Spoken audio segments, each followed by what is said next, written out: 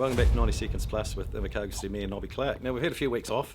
I think Nobby needs some time to recover, obviously, from Trump winning. And also, my mum's been going, where's the 90 Seconds Plus with the Mayor? So here we are, we're back. So take it away, Nobby. The key issue is the issue of Simon Court. He's an ACT MP that's got a new bill in Parliament. Hasn't been drawn yet, so it's pulled out on a random basis to look to dismantle the four licensing trusts in New Zealand. So obviously ILT and Mataura licensing trusts are in that four. And so I've written to him and to his leader and told him that there's significant party votes to be lost in Invercargill if he attempts to dismantle the ILT. They do outstanding work in our community. So, I mean, you'll know that from your time around it, totally. What they support. Well, I can know from as a former customer, 6 years not a customer, that they've got some of the cheapest booze in town, and also accessibility. In most cases, you've actually got better access to alcohol in Invercargill than some of the big cities because you've got the local pubs, taverns with a bottle store attached in the suburbs. So, I mean, it would be all very good, but basically that would probably kill those if we moved to the supermarket selling booze in town, and it would be actually tighten it right up, so it would be a limited number of places selling it, whereas at the moment, under the laws, it's actually quite open within the, obviously under the laws where ILT have the monopoly to run the liquor sales of bottle shops. And that's true. Look, there are just literally hundreds of agencies every year get money from them that they would not get money elsewhere. We can't afford it as council unless we put the rates through the roof. We wouldn't have all the big things like the stadiums and things there. But there's lots of small support groups that run in our community, both educational, social services, arts and creativity. There's the swimming at the pool. They sponsor that. People going to university, just so much. But the key thing that everybody seems to forget is the trust is not the trust as such. We own the trust. Yes, that's right. Every ratepayer in a city owns a trust. And so it's coming back to us. If I go to Dunedin as an example that doesn't have a trust, all their sports teams, which I have been involved with, are all sponsored by an individual pub. And they put only a limited amount of money into it, maybe cover a bit of the kettle, a bit of the travelling expenses. They don't have the franchise sports that we have, for argument's sake. We've got all three. We've got the rugby, the netball. Yeah, rugby's a bit sensitive at times. And then of course we've got the basketball. Yeah, we have. And the thing is, we've got those because we've got a trust that can afford to sponsor those sorts of things. And it's not just those everyday things. You don't hear of small groups that might be working with problem gamblers or whatever. Or with mental health. They don't get support from individual pubs because the owners of those pubs want a return. They want a part of the profit. What we want as the owners of the ILT is we want the profits to come back to us, but us collectively, not individually. And the other one thing I'll say on that would be is over the years, previously years ago, the laws and also previous management did act and behave like the mafia, but the laws allowed them to allow that, whereas the laws have changed so much, and there's nothing stopping anyone opening a bar or cafe, licensed cafe or restaurant tomorrow.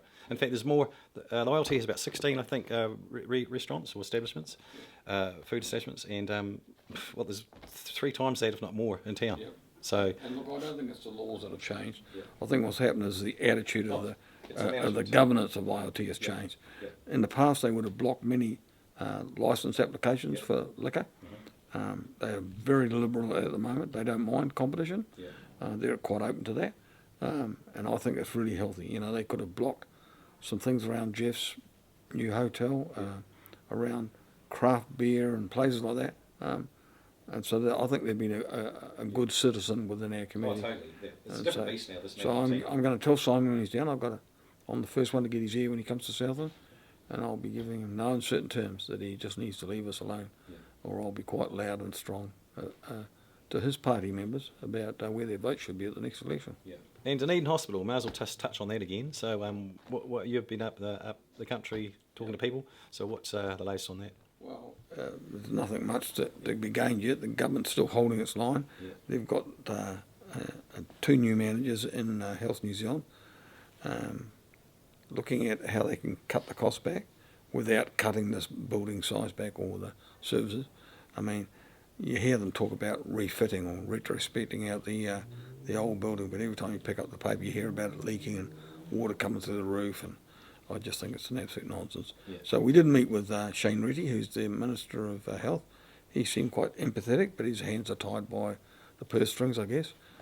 We met with Shane Jones, and well, Shane sometimes comes across as a bit of a joker sometimes. American, but yeah. Highly intelligent man. Yes, He's yes. really across many portfolios, and has he's my sort of guy. He has a real can-do attitude. Look, now that makes sense. Let's just get it done. Yeah. So we got quite a bit of cross-party support with the coalition government. Didn't go and see anybody from Labour or the Maori Party.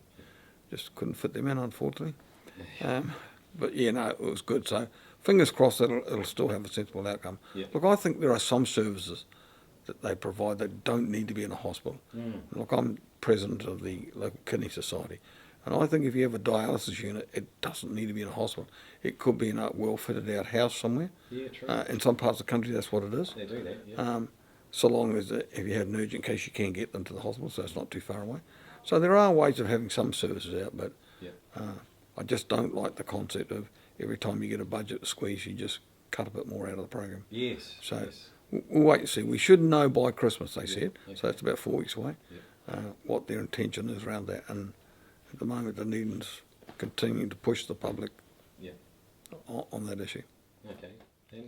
And just an off the cuff sort of topic. So what is it you and Mrs. Me watch? What is it? UK? What is it? Love at First Sight? So No. we watched Married at First Sight UK, which is a bit of a garbage program, and half the women have got their lips Botoxed and everything else. But it was interesting towards the end of the show, because I only watch it because Karen watches it, of course.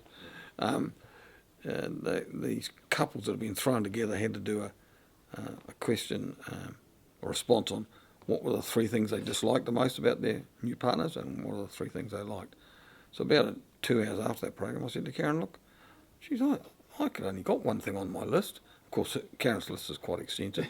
And so I just said, look, the only thing is the retail shopping. You know, we're close to retirement. We want them to travel, and you're just out buying more shoes and more handbags and more dresses, even though our summer's only about 2 weeks long. I mean, so to her credit, she started to curtail back on that side. Pleasing development. I hope that won't and dent into too many shops' bottom line. So, yeah.